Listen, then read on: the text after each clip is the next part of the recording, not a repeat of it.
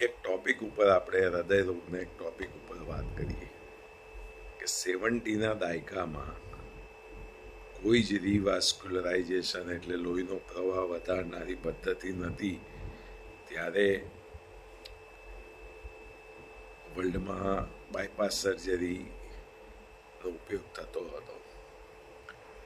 Bypass surgery heart lung machine ઉપર બોડીને લઈ જાય, હાર્ટને હાઇપોથર્મિક એટલે એકદમ ઠંડુ પાડે અને પછી હાથમાંથી કે પગમાંથી વેસલ લઈ, જો સેફેનસ વેઇન લે તો એને રિવર્સ કરે, રેડિયલ આર્ટરી કે ઇન્ટર્ન મેમરી આર્ટરી હોય તો તેને એ જ અવસ્થામાં કાપી અને બ્લોકની નીચે અને બ્લોકની ઉપર સાંધો મારે. એટલે બ્લોકને તો એ લોકો ટચ જ નથી કરતા કે કાઢતા પણ નથી. કાઢે તો મનુષ્ય તાત્કાલિક ડેથ પામે. બ્લોકને કાઢવા જાય તો મનુષ્ય તાત્કાલિક એની ફેટાલિટી થઈ જાય. એટલે બાયપાસ સર્જરીનો મેઇન ઉપયોગ છે લોકેલાઇઝ રિવાસ્ક્યુલરાઇઝેશન, બરાબર. પરંતુ બાયપાસ સર્જરી પછી ઇસ્કેમિક રિવાસ્ક્યુલર પરફ્યુઝન ઇન્જરી અને બીજા કાર્ડિયાક ટ્રોમા અને ઇસ્કેમિયાના હિસાબે હૃદય ધીમે ધીમે વીક પડતું જાય છે. તમને બાયપાસ સર્જરી કરાયા પછી એક મનની શાંતિ રહે, હાસ બ્લોક બધા નીકળી ગયા, પણ તમારા એ મનનો ભ્રમ હોય છે, ડિલ્યુઝન હોય છે. બ્લોક તો ત્યાં જ હોય છે, ખાલી રસ્તો એક તમને બીજો આપે છે. હવે વાત આવે કે કેમ બાયપાસ સર્જરીને સ્ટેન્ટને આટલું બધું પ્રોત્સાહન મળે છે. તો ગવર્મેન્ટે આત્મનિર્ભર યોજના, આયુષ્યમાન યોજના ચાલુ કરી. કે ભાઈ આયુષ્યમાન યોજનામાં કેવું હોય કે તમારે કાર્ડિયોલોજીમાં સર્જન થવું હોય તો તમારે અમુક સર્જરી કમ્પલસરી આસિસ કરવી પડે. એટલે તમારે કસ્ટમર જોઈએ, પેશન્ટ્સ જોઈએ. સ્ટેન્ડના ડૉક્ટર બનવું હોય તો તમારે અમુક સ્ટેન્ડની પ્રોસિજર્સ આસિસ કરવી પડે ને તે પણ 500,000ની સંખ્યામાં હોય છે. એટલે એ આસિસ્ટ કરવાની જે પદ્ધતિ છે એમાં ગવર્મેન્ટે આયુષ્યમાન યોજનામાં આ બે વસ્તુને સંમેલિત કરી દીધી. ગવર્મેન્ટ આમાં થાપ ખાઈ ગઈ કે આયુષ્યમાન યોજનામાં ખોટી એન્જિયોગ્રાફી કરી અને પેશન્ટોને બેર મેટલ સ્ટેન્ટ મૂકી અને ડૉક્ટરો અઢળક રૂપિયા, હોસ્પિટલવાળા અઢળક રૂપિયા કમાવા લાગ્યા કે જે ડૉક્ટરની એક નાની ક્લિનિક હોય તેની બહુ મેગા હોસ્પિટલ બની ગઈ. એટલે કહેવાનો મતલબ એ છે કે હૃદય રોગમાં બાયપાસ સર્જરી એ જૂનામાં જૂની પણ હૃદયને વીક કરનારી પદ્ધતિ છે, હૃદયને ટ્રોમા આપનારી પદ્ધતિ છે. તે ચેતાતંતુ કાપી નાખે એટલે મગજમાં પેઇનના સેન્સેશન ના જાય, પણ આ બાજુ હૃદય વીક પડતું જાય. ઇસ્કેમિક રિવાસ્ક્યુલર પરફ્યુઝન ઇન્જરીના હિસાબે અને કાર્ડિયાક ટ્રોમાના હિસાબે. સ્ટેન્ટમાં પણ એવું છે કે બલૂન આયા, સ્ટેન્ટ કરાયા, ઇન્સ્ટન્ટ રિસ્ટિનોસિસ થવા લાગ્યા, ડ્રગ કોટેડ થોડા લેટ થાય, દવા ના લો એન્ટીપ્લેટલેટ તો સ્ટેન્ટ થ્રોમ્બોસિસ થાય, દેટ ઇઝ ડાયર ઇમરજન્સી. એટલે સ્ટેન્ટ પણ રિસ્કી તો છે જ, તમારે દવા લેવી પડે.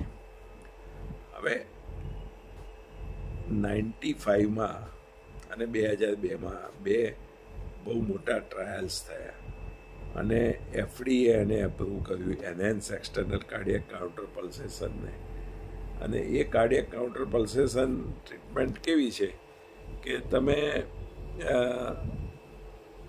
કોઈ વાડકાપ નથી કે કોઈ ઇન્વેશન કે કોઈ સ્ટેન્ટિંગ નહીં, કશું જ નહીં. જસ્ટ તમે તમારા બોડીને એક્સટર્નલી બ્લડ ફ્લો વધારો છો, એક્સટર્નલી પ્રેશર આપીને બ્લડ ફ્લો વધારો છો, અને that is reality. nature's body should not be trialed without any dire emergency. હવે લોકો બ્લોકેજ જોવા માટે એન્જિયોગ્રાફી કરાવવા લાગ્યા.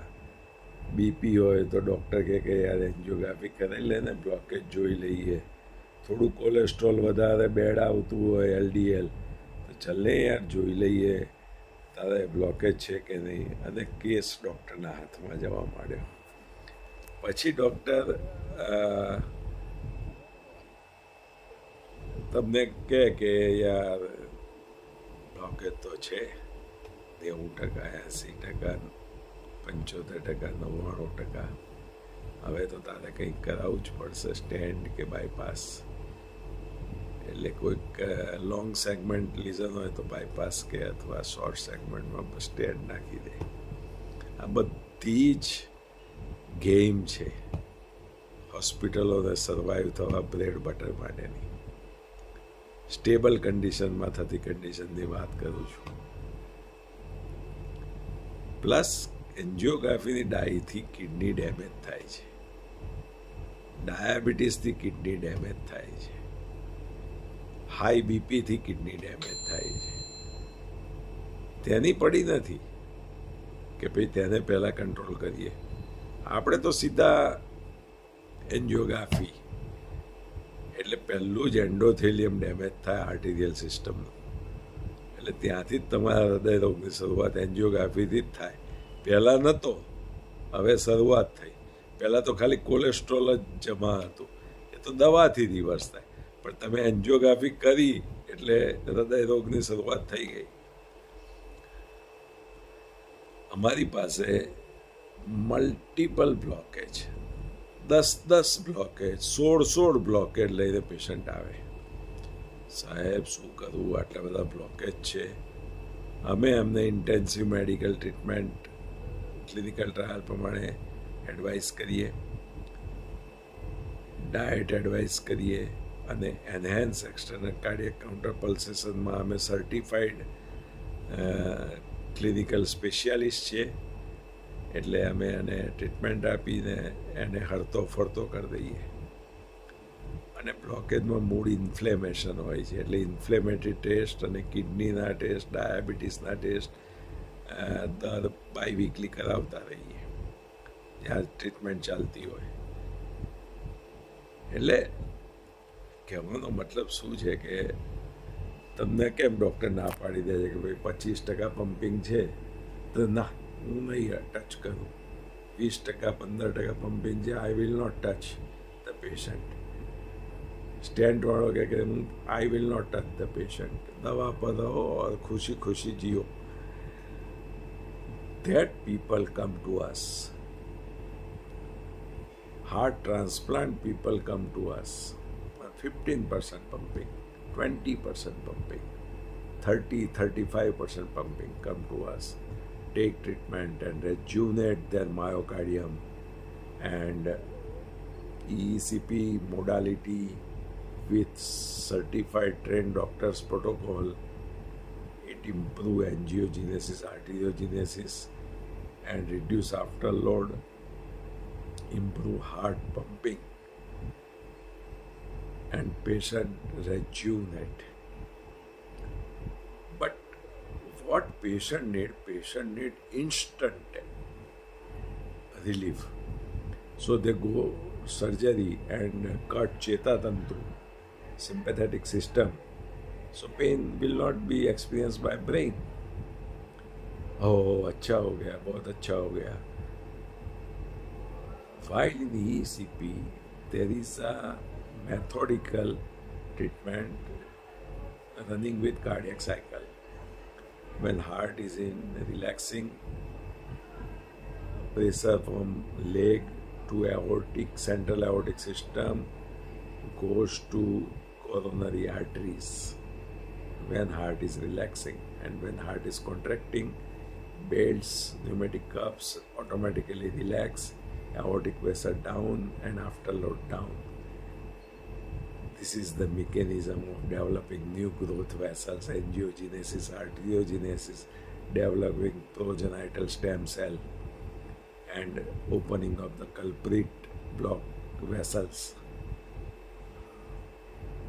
But people want instant relief, so they go for bypass, and मुफ्त में होता है, चलो करवा लेते हैं. वहाँ चेता तंतु कट कर देते हैं तो पेन नहीं होता है, लेकिन धीरे धीरे धीरे 2 3 4 साल बाद वही पेशेंट हमारे पास आता है, सब सांस चढ़ता है, हृदय वीक हो गया है, सॉर्बिटेट बहुत खानी पड़ती है, एंजियोग्राफी फिर आप उनको बोलने को कहोगे तो वो मना कर देंगे. ईसीपी में क्या है कि ईसीपी डेली 1 आवर प्रोसीजर है, मंडे टू फ्राइडे. तो उसमें क्या है कि हृदय डायस्टोली में होता है, सेमिलुनर वाल्व बंद है, कोरोनरी परफ्यूजन बढ़ता है, और नॉर्मल पंपिंग वाले पेशेंट्स में जो वेनस सिटन बढ़ता है वो cardiac index and cardiac output बढ़ाता है. लेकिन जिसका पंपिंग कम है उसमें वेनस सिटन को ब्लॉक करना पड़ता है because of pulmonary oedema complications. That we are master in that.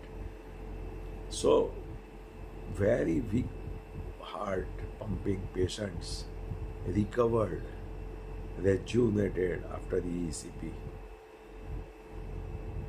by our protocols. So ECP, there are mushrooms of centers, but not all are authenticated. कमाना है तो डाल दो ECP सेंटर, ऐसा है. बट ECP में क्या होता है कि जो डेड सेल्स हैं वो खुलते हैं, मायोसाइट्स, कैपिलरी ओपनिंग, एंजियोजेनेसिस, आर्टेरियोजेनेसिस से, तो वो खुलते हैं. तो ड्यूरिंग प्रोसीजर थोड़ा पेन कभी कभी कोई पेशेंट्स में रहता है, otherwise they are all very happy. तो वो पेन ट्रीटमेंट के बाद ऑटोमेटिक चला जाता है, क्योंकि ईसीपी में मायोसाइट्स ओपन होने से, उनको ब्लड सप्लाई मिलने से वो डेड में से लिविंग सिचुएशन में आते हैं. That's why heart pumping is going to improve.